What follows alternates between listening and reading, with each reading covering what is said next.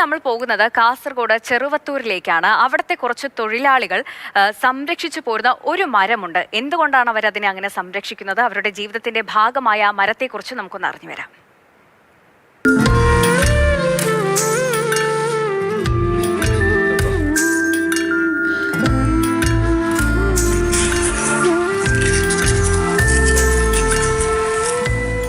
നാലര പതിറ്റാണ്ട് മുൻപ് ദിനേശ് ബീഡിയുടെ പ്രതാപകാലത്ത് ഉത്തരേന്ത്യയിൽ നിന്നും ഇലയ്ക്കൊപ്പം എത്തിച്ചതാണ് ഈ മരത്തിന്റെ വിത്തുകൾ.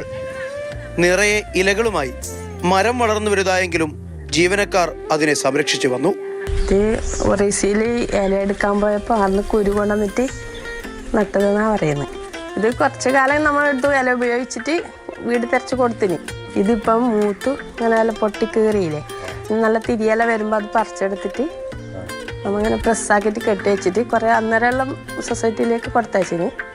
ആന്ധ്ര, മഹാരാഷ്ട്ര, ഒഡീഷ, ജാർഖണ്ഡ്, രാജസ്ഥാൻ, ഗുജറാത്ത് എന്നീ സംസ്ഥാനങ്ങളിലെ കാടുകളിലാണ് തെണ്ടുമരം ധാരാളമായുള്ളത്. ഛത്തീസ്ഗഡിൽ ഇത് കൃഷി ചെയ്യുന്നുമുണ്ട്. അവിടങ്ങളിൽ നിന്നും പറിച്ചെടുത്ത് ഉണക്കി സൂക്ഷിക്കുന്ന ഇലകൾ ലക്ഷങ്ങൾ ചിലവഴിച്ചാണ് ബീഡി കമ്പനികളിലേക്ക് എത്തിക്കുന്നത്. ബീഡി ഇലകൾക്ക് ക്ഷാമം നേരിടുന്ന സാഹചര്യത്തിൽ അവ പറിച്ചെടുത്ത് സംസ്കരിച്ചുപയോഗിക്കുന്നതിനെ പറ്റിയുള്ള ആലോചനയിലാണ് കാരിയിലെ ബീഡി തൊഴിലാളികൾ. മാതൃഭൂമി ന്യൂസ്, കാസർഗോഡ്.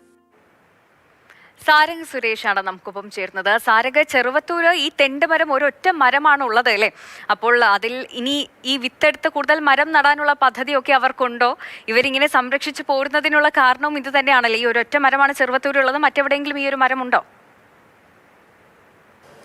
പണ്ടൊരു കാലത്ത് വടക്കൻ കേരളത്തിന്റെ പ്രധാന മുഖമുദ്രകളിലൊന്ന് എന്ന് പറയുന്നത് തന്നെ ഏറ്റവും പ്രധാനപ്പെട്ട ബീഡി കമ്പനികളായിരുന്നു. പിന്നീട് ഇപ്പോൾ അത് ആ ഒരു മേഖല പൂർണ്ണമായും തകർന്നുകൊണ്ടിരിക്കുകയാണ്. പക്ഷേ വളരെ അപൂർവം സ്ഥലങ്ങളിൽ അത് നല്ല രീതിയിൽ, മികച്ച രീതിയിൽ മുന്നോട്ടേക്ക് പോകുന്നുണ്ട്.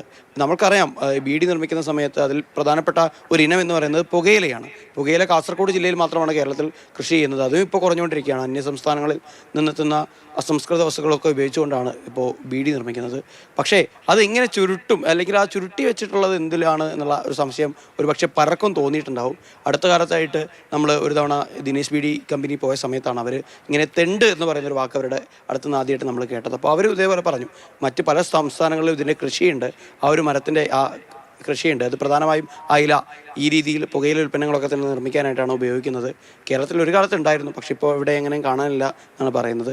കേരളത്തിൽ ഇപ്പോൾ ആകെ 2 മരങ്ങളാണുള്ളത്. ഒന്ന് കേരളത്തിലെ കണ്ണൂരിലെ പയ്യാമ്പലത്ത് ദിനേശ് ബീഡിയുടെ ആസ്ഥാന മന്ദിരത്തിനടുത്തായിട്ട് ഒരു തെണ്ടുമരമുണ്ട്. രണ്ടാമത്തത് നമ്മുടെ ജില്ലയിലാണ്, കാസർഗോഡ് ജില്ലയിൽ ചെറുവത്തൂർ കാരിയിലെ ദിനേശ് ബീഡി ബ്രാഞ്ചാണ് അത് സംരക്ഷിച്ചു പോരുന്നത്. എന്തായാലും ഇപ്പോൾ മറ്റ് സംസ്ഥാനങ്ങളിലൊക്കെ തന്നെ അത് ഈ തെണ്ട് മരത്തിൻ്റെ ഇലകൾ എത്തിക്കുന്ന സമയത്ത് വലിയ ചിലവുണ്ടാവുന്നുണ്ട്. അപ്പോൾ അവിടുത്തെ തൊഴിലാളികൾ തന്നെയാണ് അതിനെ, ആ ഒരു മരത്തിനെ വെള്ളവും വളവും ഒക്കെ കൊടുത്ത് വളർത്തിയെടുത്തിട്ടുള്ളത്. അപ്പോൾ അവരിപ്പോൾ ചിന്തിച്ചുകൊണ്ടിരിക്കുകയാണ്. കാരണം പുത്തൻ രീതികളൊക്കെ തന്നെ ഉപയോഗിച്ചുകൊണ്ട് അതിനെ ആ രീതിയിലേക്ക് എടുത്ത് മാറ്റി തങ്ങൾക്ക് ഉപയോഗിക്കാൻ കഴിയുന്ന രീതിയിലേക്ക് മാറ്റാൻ കഴിയുമോ എന്നുള്ള ചർച്ചയൊക്കെ നടത്തിക്കൊണ്ടിരിക്കുകയാണ്. ഒരുപക്ഷെ പുതിയ രീതിയിലുള്ള പുത്തൻ സാങ്കേതിക വിദ്യയൊക്കെ തന്നെ ഉപയോഗിച്ചുകൊണ്ടുള്ള ഒരു ഇടപെടലൊക്കെ ഉണ്ടാവുകയാണെങ്കിൽ നന്നായിരിക്കും എന്ന് തന്നെയാണ് പറയാൻ കഴിയുന്നത്. മാത്രമല്ല, ഒരു കാലത്ത് നമ്മുടെ ഏറ്റവും പ്രധാനപ്പെട്ട സമ്പദ് വ്യവസ്ഥയുടെയൊക്കെ തന്നെ ഭാഗമായി മാറിയ സാധാരണക്കാരായ എത്രയോ കുടുംബങ്ങളിലേക്ക് തൊഴിൽ നൽകിയ ഒരു മേഖല കൂടിയാണ് ഈ ബീഡി തൊഴിലാളി മേഖല. അപ്പോൾ അത് ആ രീതിയിൽ തന്നെ നിലനിന്ന് പോകേണ്ട ഒരു. ശരി, എന്തായാലും സാരംഗ് പറഞ്ഞതുപോലെ 2 മാത്രമാണല്ലേ? കണ്ണൂരുണ്ട്, പിന്നെ ഈ പറഞ്ഞ പോലെ കാസർഗോഡ് ചെറുവത്തൂർ മാത്രമാണ് ഈ തെണ്ട് മരം ഉള്ളത്. ഇതിനി കൂടുതലായിട്ട് ഇവർ നടുമോ എന്നതൊക്കെ നമുക്ക് അറിയേണ്ടതുണ്ട്. ഇനി കൂടുതൽ വിത്തുകൾ പാകി ഇതിനെ സംരക്ഷിച്ചു പോരുമോ എന്നതൊക്കെ അറിയേണ്ടതുണ്ട്.